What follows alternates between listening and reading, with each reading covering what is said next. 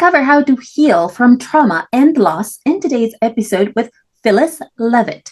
She's a psychotherapist and author of multiple books. So tell us, how can entrepreneurs heal from trauma and loss? Heal podcast with Lily Patrascu shares longevity and anti-aging techniques to stay young forever, increase energy, overcome addiction, and live your longest, best life ever. Shared by world's most innovative, alternative, and traditional health thought leaders, healers, and doctors. Discover quantum healing strategies to heal your mind, body, and soul. I think the healing from trauma and loss is probably what we would say from the world of psychology. It could apply to anyone. But in the world of entrepreneurship, there's a drive to create something, to be successful with what your passion is or what your calling is. And for so many people, and myself included, when I was really young, I just had the feeling that there was so much more inside me that wasn't coming out and wasn't getting expressed in the world. And what I discovered for myself was that was directly related to trauma and loss in my early childhood.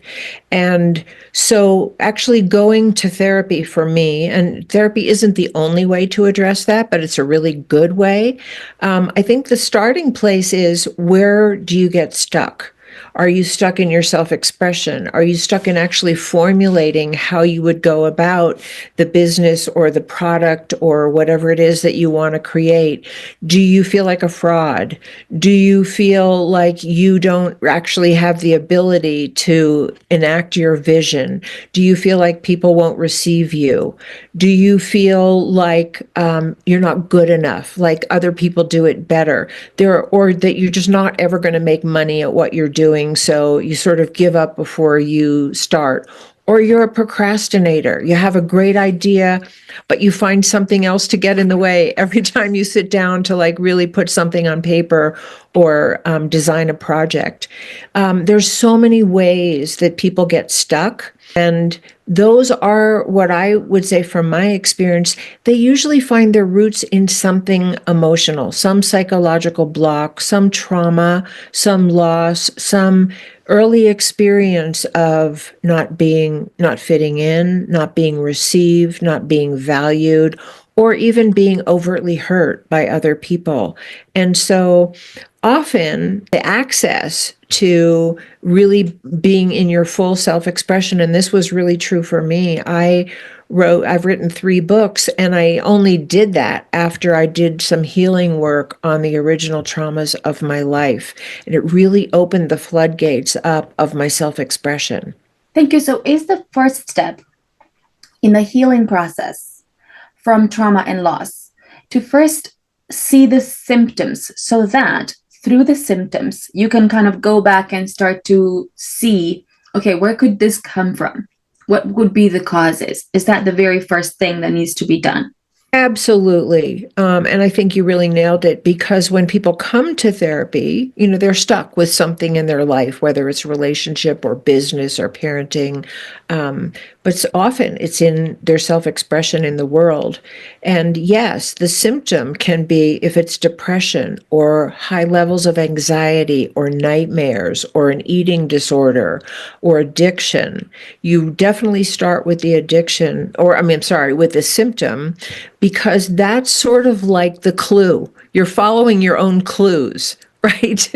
If you have a pattern like, oh, I've had so many great ideas and I only get to stage 2 before, and it's when I really have to start talking to other people about my idea that I withdraw. I know the idea is good, but when I have to put myself out in the world, I get stuck and I feel self-conscious, or I'm afraid I'm going to be judged or whatever. So that's where you would start, that symptom. Or I pick up a drink and I don't do it. Or I go and talk to 1 million people, but I never get anything done. Whatever it is, you're so right on. The symptom is the doorway in. Thank you. For procrastinators, what would be the very first step entrepreneurs should take in order to discover how to heal that? Well, I think there's a couple of approaches. One is what we just talked about. Like, what comes up that I put it off? Am I afraid? Am I afraid of failure? Am I afraid of success? Am I afraid of being made fun of looking like a fool? So identifying what actually is it you're telling yourself when you put off doing what you know you really want to do. So that would be the first clue. The other thing that I would say, though, is that there is a skill that you can practice, and if you really can't do it, then the focus is on what is this a symptom of? What's the big fear or the big block in the way? But the skill that I have found very helpful is I learned this a long time ago, and it was make a list, maybe 5 things that you really want to do and put them in order. Number 1, this is what I really want to do first, and then maybe 1 to 5 or 1 to 3. It doesn't matter how long your list is. And start with the easiest one and then work your way up to the one that's hardest. But start somewhere. Start somewhere rather than nowhere. Because sometimes, I think when people have really good ideas, they feel overwhelmed by the amount that it involves instead of taking one step at a time. So I had this little practice that I had learned of making the little list on a piece of paper and actually crossing off. It sounds so simple, but crossing off 1 and then crossing off 2 gives you a feeling of actual accomplishment, and it creates momentum. So there are skills for that. And I would just say the other thing that goes along with it is, we all have a sense of a will inside of us. There's a will to create the project. There's a will to be successful. There's a will to be self-expressed, whatever it is. And that's part of what gets blocked is our own will. We put a lid on it. And so any exercise where you're actually pushing just a little on your personal will. Maybe it has nothing to do with your business. Maybe it's, I dare to say something to someone that I've been putting off saying, or I, get out for that walk that I put off doing. But just growing that sense of, I have will inside of me that I can master. And again, starting small rather than starting nowhere. Thank you. Let's say for procrastinators that discover that their source of procrastination is their fear of being judged, their fear of being perceived in a certain way when they complete that particular task, what would be one of the tick box checklists they would have to kind of tick, they would have to do in order to start healing? Well, there's a couple of things that come to my mind. One is, very often what we imagine the criticism is that would come from other people really is coming from ourselves. I'm afraid I'm going to look like a fool, or I'm afraid I'm going to feel like a fool, or I'm going to look like I don't really know what I'm talking about, or I'm going to be rejected. And very often it's really not coming from other people, but if that fear is alive and well in me, I will project it onto other people, and I will read it into their facial expression, I will read it into their words, and it really may not be there. That being said, sometimes it is there. Sometimes people really don't receive you. Sometimes people are not aligned with your message or your personality or whatever it is. And sometimes people can be very outspoken about not agreeing with you or not receiving you. And I've had that experience. And I, got a really good piece of advice from an editor that I worked with around my latest book. And one of the things that she said was, no matter what happens, no matter where you feel stopped, no matter how hard it looks like the next job is, come back to your why. Why am I doing this? Why? Like for me, it's in my heart and my soul why I do what I do. And when I come back to the connection of my why, then I can go on, even in the face of dismissal or being ignored or someone doesn't really get my point. And remembering that there are other people who will and who do. And nobody's message is for everybody. And we can't allow ourselves to be stopped by the people who are not receptive. Wow, that is so fascinating. What about if the trauma and loss leads to other blockages, other stoppers, other kind of reactions. Give me another example of a kind of reaction that an entrepreneur could have to trauma and loss. Maybe perhaps doing nothing, choosing to do nothing, and to be and being stuck in a functional freeze. How would someone heal from that? That's a really good question, because what you're identifying actually, and I know you know this from what you're saying, is a trauma response. One of the trauma responses is to freeze. You feel helpless. It feels like there's nothing you can do to help yourself or save yourself, or that you would be in more danger if you tried to do something to help yourself or save yourself. So freezing is one trauma response. And I would just say, if the trauma is that deep and what you learned as a survival mechanism is what we call learned helplessness in the world of psychology, I really think direct work on the trauma itself is the best thing to do. Because when you're frozen, there's something, and you might be able to speak to this yourself, but that was one of my responses to trauma, was to freeze. And when you're in an adult body, it's one thing when you're a kid and you freeze, because you're just not thinking about what you do, you just do it, right? When you're an adult, most of us have some understanding of what we're doing. We might not be able to move or unfreeze, but there's a conscious recognition that I'm frozen, I feel powerless, I feel helpless. And for adults in an adult body and an adult psyche, that is a very painful place to be. And if that's where you get stuck, you really deserve help to move through it. And I do think psychotherapy is one of the best ways to do that, to really go back and rework the trauma, whether it's with inner child work or EMDR or hypnosis or psychodynamic work or parts work. I think that's one of the best accesses that I know. Thank you. So there are multiple ways to actually shift this kind of trauma Absolutely. and loss. Yeah. Yes, absolutely. Multiple ways. And, as a psychotherapist, that's the one I'm the most familiar with. Some people do it with their relationship to nature, and to, finding somewhere where they can freely express their love and be loved in a safe way.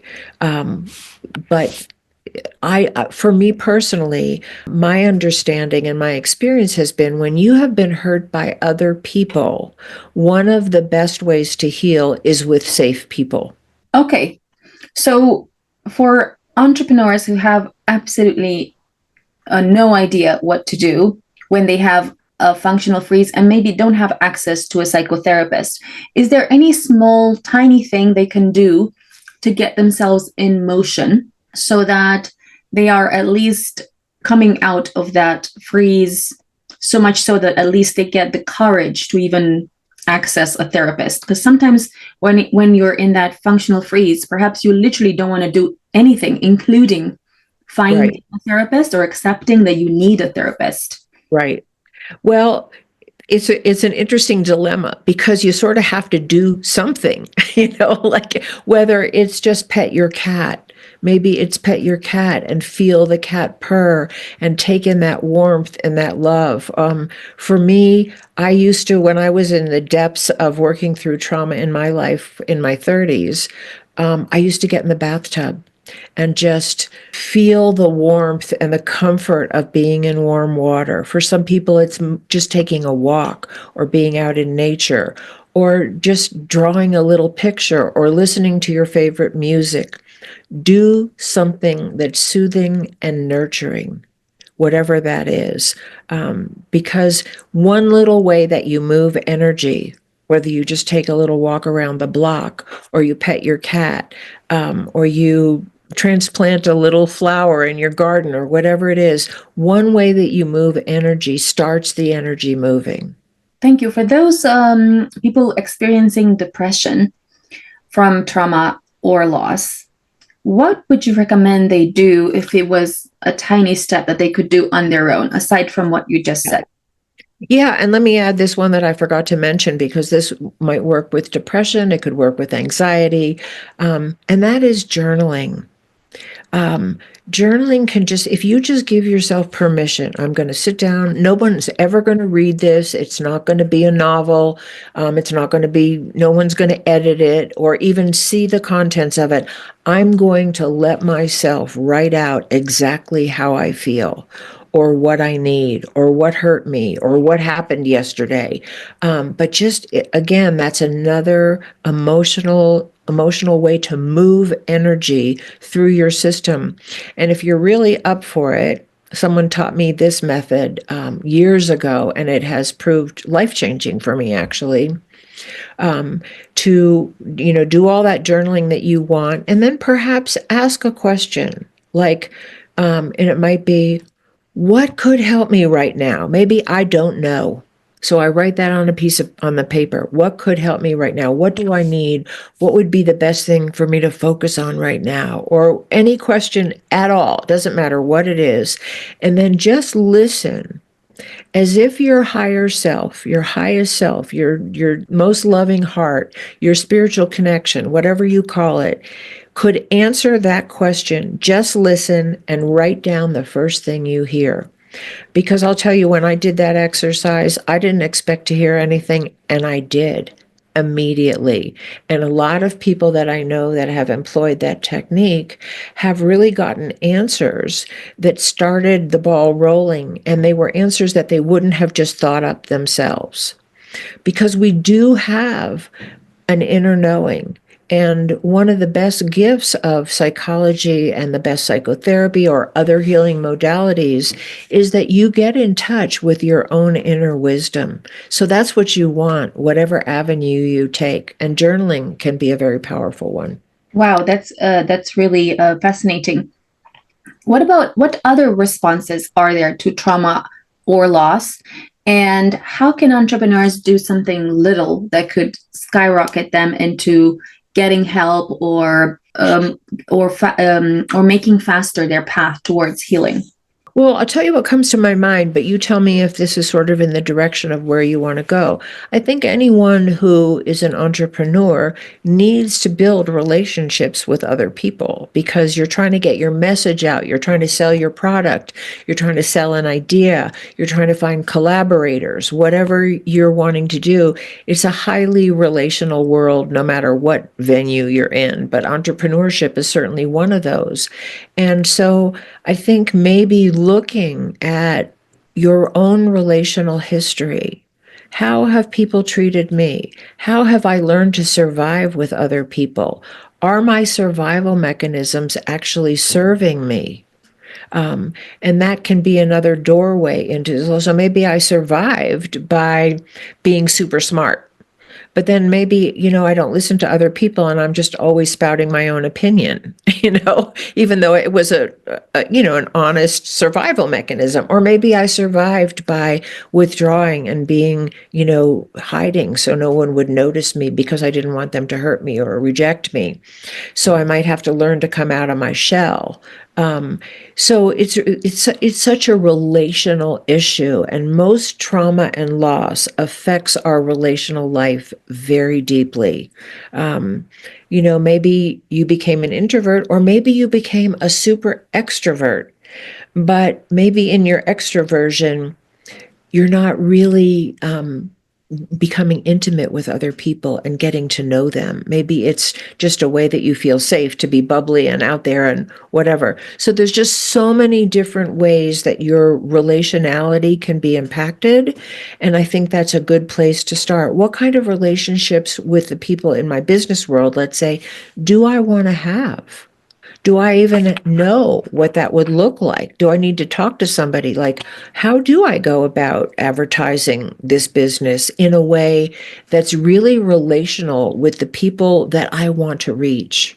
So, understanding how you want your relationships with other entrepreneurs to be, how will that impact how you will come across or how your behavior will change? Yeah, and again, I'm going to come back to my why with this question, because I can sometimes feel like, I've talked a ton about my book, for instance, or my books and my work, and I talked every day as a psychotherapist with people. But I consider myself sort of basically an introvert. I like the one-on-one. I don't really want to be in front of a big audience, but I also really want to get my message out. I really do want to talk to a lot of people. So I have to like find the place where, okay, this is not about, am I good enough? It's not about, am I young enough? It's not about, am I pretty enough? It's not about any of those things. It's like, I'm coming from my heart, my why. What is it I really want to share? And I think grounding yourself in what you're really about makes your self expression with other people way more authentic and more accessible. Wow, that is so interesting. Tell us how entrepreneurs can manage the triggers that get them to react in a certain way because of trauma or loss. So, for example, let's say that because they were verbally abused when they were young, they're perhaps snapping really quickly at someone when it appears that someone is, talking to them in a not so nice way. And sometimes it's an impression because it's almost like you're expecting it to happen. And because of that, you're either attracting it everywhere, Right. or you're creating it with your own attitude because you're expecting it.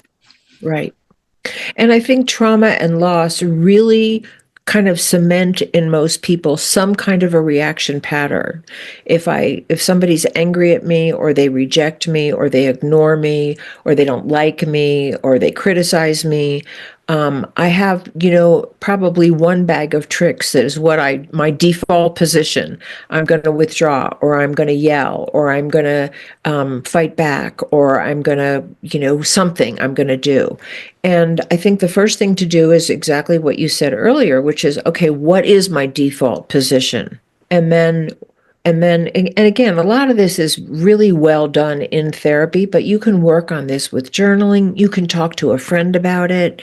What do you see my pattern is? Or with a loved partner who would be honest with you in a loving way.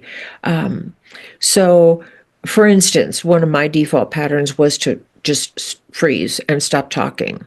And so, I worked on that a lot with my husband. And because sometimes I would just freeze up and I couldn't respond. And so, I just really worked on that. I knew I wanted to unfreeze. I knew I wanted that. It's a horrible feeling, like we were talking about. Or if you get angry and you feel out of control, that's a horrible feeling. Most of us, we want to be in control. We want to come from our center. We want to feel like we're in our integrity or in our power.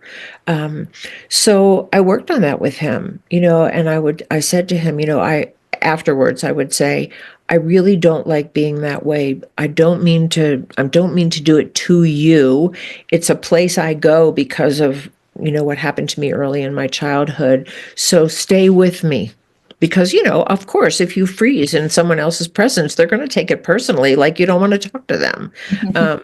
So again, you can try to work on this with safe people that really will care about you, and they're not your business partners or your customers, but with safe people in your life, and certainly in therapy, it's such a good way to do it. But the other thing is, and I didn't mention this, it's another really good thing that actually helped me long before I went to therapy, or actually when I was in the beginning of going to therapy.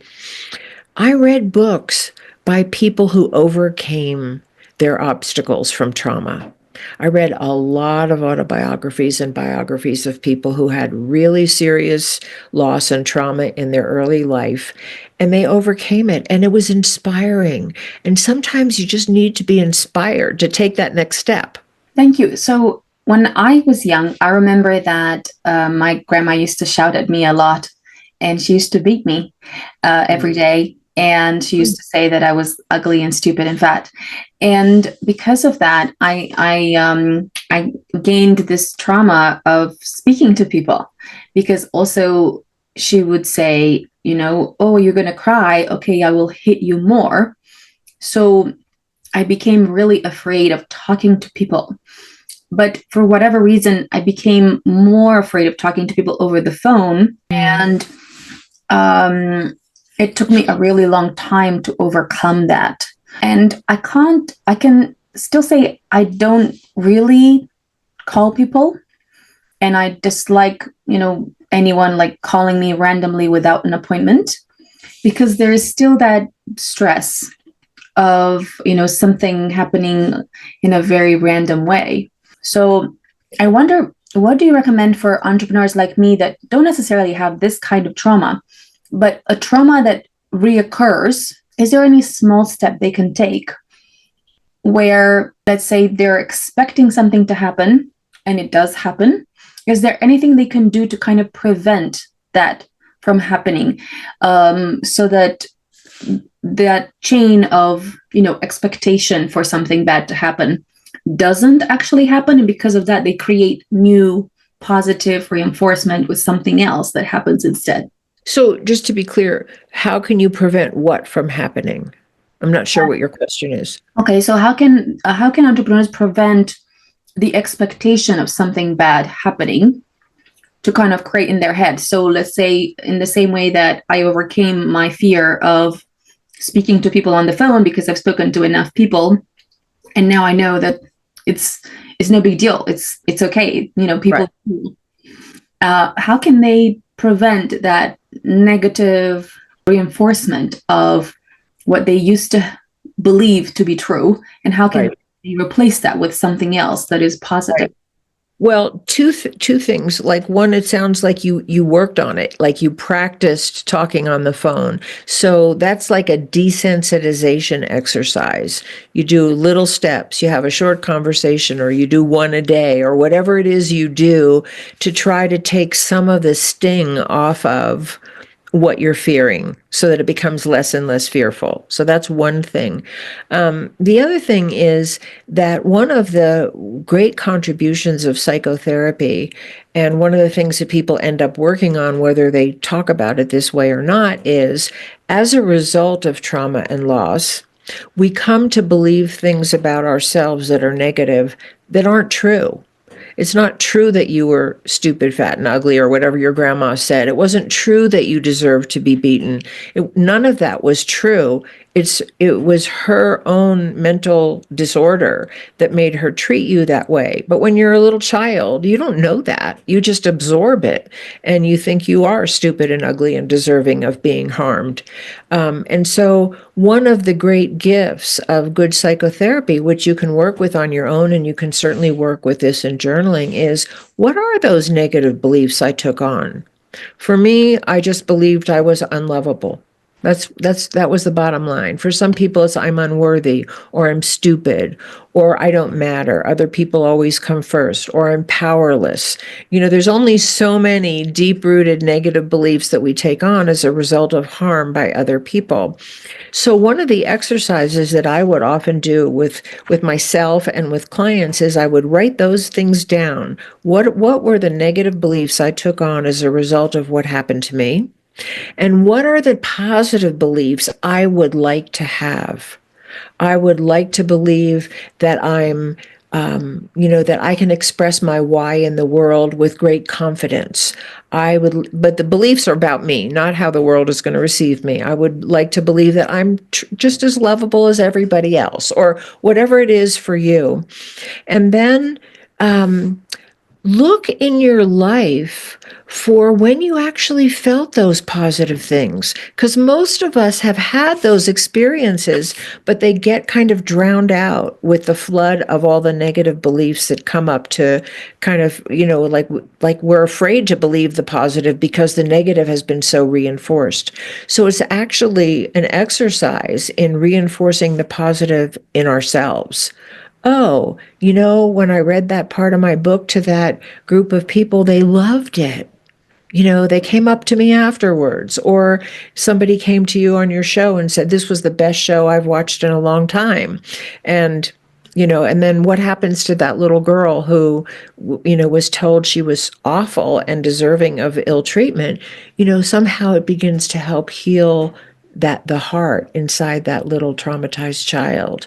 So, But really just, I would have people write down, a series of negative beliefs, right next to that, the positive ones that they really want to have, look for evidence of the positive beliefs. And then even, and I've done this myself and given this to clients as an exercise, have a dialogue between the two. Be the negative belief and then be the positive belief and answer it back and go back and forth. These are all desensitizing exercises, and they're also reinforcing of the positive. Thank you. That was really interesting. Another thing that I've noticed is that when I'm dealing with clients, occasionally I find these clients that I feel almost like they put me in a corner, almost in the same way that my grandma used to do. And I really struggled to cope with that because I feel again like a helpless little child that, has no way of coming out of that. And it has, led to depression, and it's been really hard to come out of it because I just don't know like what to do to shift it, because I don't want this to repeat. The pain of experiencing it is too painful. Because, for example, when that happened, I felt like I spun my wheels. I tried really hard. I worked really hard for thousands of hours. And then, I felt like I was being put in the corner. So what would you do, for example, in a situation like this to start shifting that situation to a positive one that leads onto healing? Well, this is what I would say, and I've had that experience as a therapist also, so I'll speak from my own experience there. What's actually happening is that person is projecting something onto you, whatever that is. You didn't say exactly what corner you felt like you were in, but they're projecting something on you that's sort of like, the butterfly on the board with the pin in them. They put a pin in you and you can't move, right?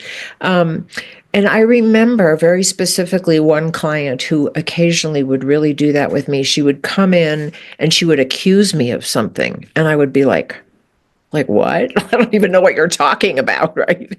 And clearly I knew that I hadn't done whatever it was she was imagining that I had done. And certainly if I had done something, I would be responsible for it. But in those cases where it was really a projection, I'll tell you what worked for me. I would say to her, right now, this is what I'm feeling when you say this. I feel like I'm like I don't know, I'm going to make something up here. I feel like I'm being accused of something that I'm not feeling like I did. I'll just give you this as an example.